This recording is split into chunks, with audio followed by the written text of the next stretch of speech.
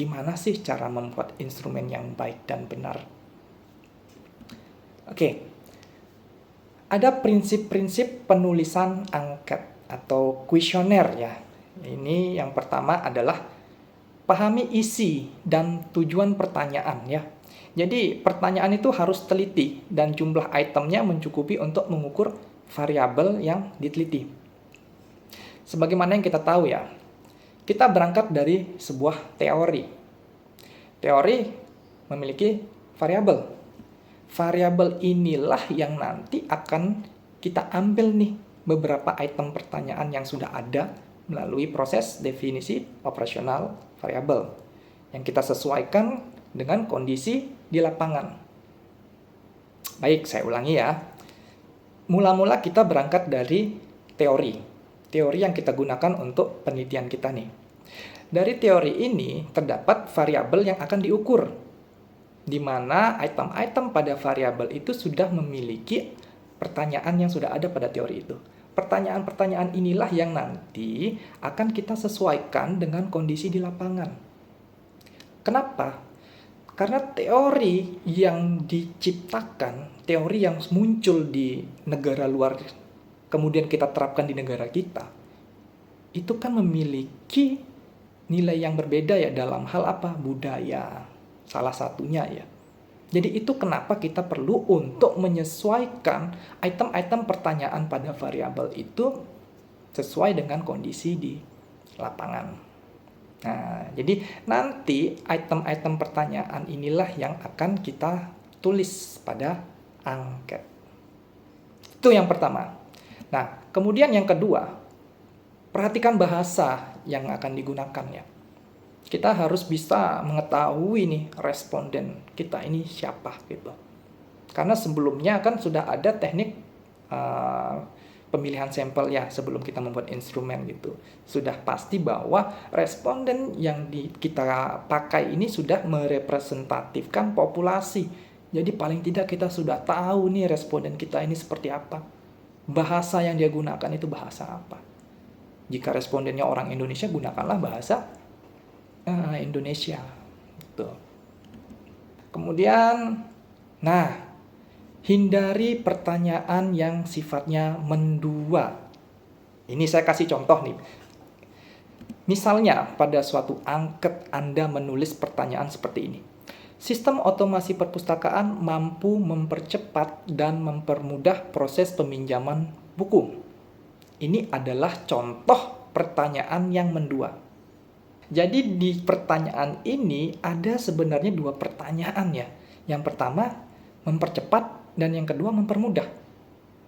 Bayangkan jika saya sebagai responden merasa sistem otomasi ini mempercepat proses peminjaman tapi tidak mempermudah.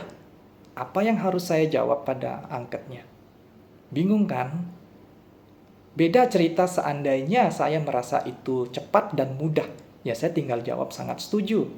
Atau saya merasa tidak cepat dan tidak mudah, saya tinggal jawab sangat tidak setuju. Jadi solusinya gimana Pak? Gitu. Pertanyaan seperti ini kita bisa bagi menjadi dua pertanyaan. Contohnya, sistem otomasi perpustakaan mampu mempercepat proses peminjaman buku. Itu satu. Kemudian pertanyaan selanjutnya, sistem otomasi perpustakaan mampu mempermudah proses peminjaman buku. Itu lebih baik daripada membuat satu pertanyaan yang sifatnya mendua. Kita lanjut. Nah, terus prinsip yang keempat. Tidak menanyakan hal yang sudah lupa, yang biasanya sudah lama gitu ya. Contohnya adalah, bagaimanakah kinerja pustakawan di perpustakaan Universitas A 30 tahun yang lalu? Bayangkan responden Anda itu adalah orang dengan usia 25 tahun gitu. Pasti berpikir keras ya. Nah, itu kita harus hindari pertanyaan yang seperti itu. Ya.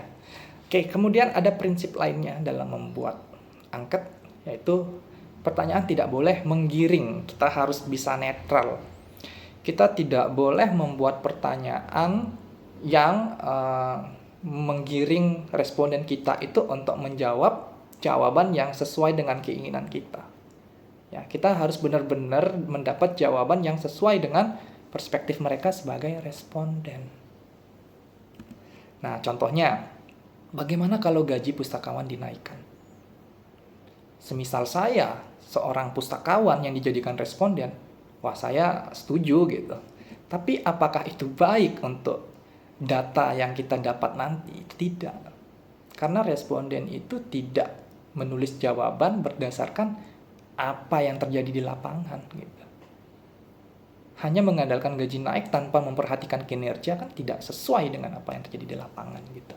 Nah, ini sebisa mungkin dihindari juga. Oke. Kemudian perhatikan panjang pertanyaan juga. Sebisa mungkin membuat pertanyaan yang singkat tapi jelas. Jika pertanyaannya terlalu panjang, kebanyakan orang ketika membaca pertanyaan di tengah kalimat itu sudah mulai kehilangan fokus. Apalagi jika kalian menyebarkan kuesioner di tempat keramaian ya. Itu udah pasti tingkat fokus responden itu tidak maksimal dia. Pastikan pertanyaan itu singkat tapi jelas. Nah, seperti itu. Nah, kemudian perhatikan juga urutan pertanyaan. Ya. Usahakan membuat pertanyaan dari hal-hal yang bersifat umum terlebih dahulu, sampai nanti makin ke bawah itu makin spesifik. Nah, itu adalah contoh urutan membuat pertanyaan yang bagus. Nah, dan yang terakhir, nah ini nih yang harus diperhatikan juga, penampilan fisik angket. Jangan hanya karena kita ingin menghemat biaya dalam melakukan proses penelitian, akhirnya kita menggunakan jenis kertas buram ya gitu. Itu kan kertas buram itu mudah sobek lah gitu. Gunakanlah yang seperti HVS seperti itu. Bahkan ketika mencetak pertanyaan di dalam kertas itu, usahakan satu halaman itu untuk satu lembar. Karena biasanya responden itu melewati halaman di lembar sebalik gitu.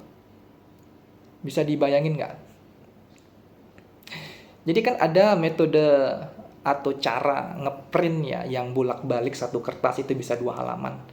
Nah, biasanya yang seperti itu ketika dibalik, responden itu tidak melihat sisi halaman di baliknya itu, lanjut ke halaman berikutnya atau di lembar berikutnya gitu.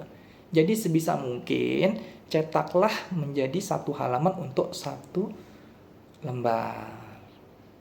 Sekarang kita lanjut ke skala pengukuran. Apa sih skala pengukuran itu? Jadi skala pengukuran itu ya suatu kesepakatan yang kita gunakan sebagai acuan untuk menentukan panjang pendeknya interval, ya, gitu. Nah, biasanya atau secara umum di sini saya memberi contoh 4 jenis skala pengukuran ya. Ada skala Likert, ada skala Goodman, ada semantic differential, kemudian ada rating scale juga ya di sini. Nah, kita mulai dari skala Likert. Nah, skala Likert ini biasanya digunakan untuk mengukur sikap, pendapat, atau persepsi seseorang lah tentang fenomena sosial. Di dalam membuat skala pengukuran menggunakan skala Likert, biasanya ada 2 jenis ya. Kita bisa membuat pertanyaan dalam bentuk pilihan ganda, atau kita bisa membuat pertanyaan dalam bentuk checklist, dalam bentuk tabel gitu. Nah, contohnya seperti yang saya tampilkan. Misal, untuk yang pilihan ganda, sistem opak mempermudah pencarian katalog. Kemudian ada 5 jawaban, mulai dari sangat setuju, setuju, ragu-ragu, tidak setuju, sangat tidak setuju. Nah, yang harus diperhatikan di sini adalah intervalnya. Jika memulai dari jawaban yang sangat positif, semakin ke bawah harusnya semakin negatif. Atau sebaliknya. Jangan membuat pilihan jawaban seperti ini. Misalnya A, setuju. B, sangat setuju. C, tidak setuju. D, ragu-ragu. Intervalnya itu ngacak jadinya. Buatlah dia memiliki interval. Entah itu dari positif ke negatif atau negatif ke positif. Oke, itu yang 5. Kadang ada loh yang skala Likert 7. Ada yang 4. Nah, ini yang nanti tinggal disesuaikan saja gitu. Tinggal dimodifikasi aja intervalnya. Tapi biasanya kalau untuk skala genap, dia tidak ada jawaban netral biasanya. Kalau yang genap ya. Nah, kalau misalnya skalanya itu ganjil, pasti di nilai tengahnya itu pasti netral gitu. Oke, itu untuk yang pilihan ganda. Untuk yang bermodel checklist, seperti yang saya tampilkan, sama. Hanya saja yang untuk model checklist ini lebih menghemat kertas ya, karena dia hanya membuat tabel, kemudian membuat kolom-kolom untuk jawaban yang akan responden checklist nantinya menggunakan singkatan gitu. Tapi yang perlu dipahami di sini, kalian harus mencantumkan apa sih maksud singkatan SS, SR, TS, STS. Ini yang harus dicantumkan pada bagian awal atau tata cara pengisian angket supaya mudah dipahami oleh responden. Oke, selanjutnya ada skala Goodman. Ini kita gunakan untuk mencari jawaban yang tegas dari responden gitu. Contohnya misalnya kita menginginkan jawaban kalau iya, ya tidak. Kalau benar, ya salah. Atau pernah atau tidak pernah. Positif atau negatif gitu. Tegas ya, ada dua. Nah, contohnya untuk pertanyaan yang bersifat pilihan ganda. Apakah Anda tinggal dekat kampus? Pilihannya ya atau tidak. Tegas dia. Nah, contoh checklist juga sama ya, sama yang model skala Likert tadi. Dibuat dalam bentuk tabel dan tentunya lebih menghemat kertas nantinya dia. Oke. Nah, kemudian ada semantik diferensial. Ini digunakan untuk mengukur sikap. Hanya bentuknya tidak pilihan ganda maupun checklist. Nah, jadi dia tersusun dalam satu garis kontinum. Contohnya, misal di bagian sebelah kanan ya, itu sangat positif, semakin ke kiri semakin negatif. Atau sebaliknya, boleh. Jika kita perhatikan pada contoh yang saya tampilkan, beri nilai gaya kepemimpinan manajer Anda. Di sebelah kiri saya meletakkan jawaban yang positif. Yang sebelah kanan saya tempatkan untuk nilai yang negatif. Contohnya, bersahabat dengan bermusuhan ini kan sebenarnya lawan kata ya. Jadi saya memberi nilai 5 untuk bersahabat, 1 untuk bermusuhan. Nah, nanti tinggal intervalnya itu dimainkan di sana. Kalau misalnya saya merasa gaya kepemimpinan manajer saya biasa-biasa aja, ya udah saya tinggal melingkari 3. Ya, jadi semakin ke kiri, semakin bersahabat, semakin ke kanan, semakin bermusuhan. Begitu juga dengan pertanyaan-pertanyaan selanjutnya. Nah, untuk yang terakhir di sini saya memberi contoh untuk yang rating scale. Nah, sebenarnya rating scale ini saya rasa Anda juga sudah pernah ya. Contoh aja ketika membeli produk gitu. Minta review. Biasanya bintang 5 itu udah istimewa banget pelayanan. Kalau bintang 1 buruk, ya seperti itu gitu. Nah, kalau misalnya dalam penelitian sosial, contoh yang saya tampilkan sebagai berikut ya. Seberapa baik sih pelayanan pustakawan di perpustakaan A? Misalnya, pustakawan murah senyum, ada intervalnya 4. Kalau dia murah senyum, ya 4 kita lingkari. Kalau tidak, ya 1. Rating scale, ya. Jadi urutan. Nah, sekarang apa sih yang harus kita ingat atau yang harus kita ketahui? Yang perlu kita ketahui adalah kualitas instrumen itu akan nanti mempengaruhi kualitas data. Semakin bagus kualitas instrumennya, semakin bagus data hasil penelitian yang kita dapat, gitu. Ya. Lalu kalau kita bisa ngelihat alurnya secara umum, yang pertama dilakukan, ya harus menyusun dulu instrumennya, mengacu pada prinsip-prinsip penulisan angket yang kita bahas tadi, serta skala pengukurannya. Nah, itu dulu disusun. Dari teori, variabel, definisi operasional variabel menjadi sebuah item-item pertanyaan, tentukan skala pengukuran. Setelah itu apa? Nah, ini yang perlu menjadi catatan.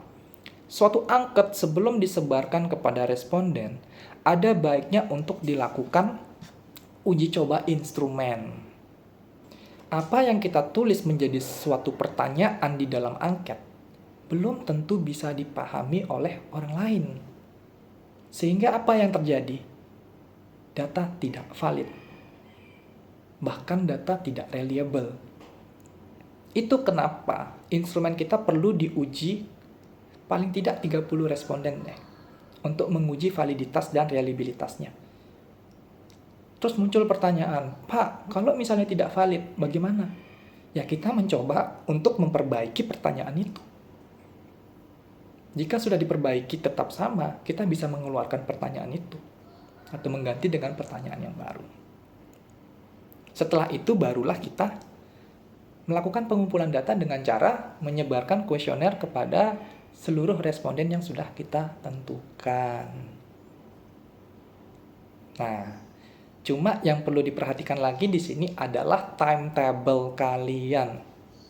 Karena ketika kalian melakukan uji coba instrumen, itu sudah jelas akan cukup menghabiskan waktu di sini ya. Jadi tolong diperhatikan timetable-nya. Oke, terima kasih sudah mengikuti dari awal sampai akhir. Sampai jumpa lagi ya.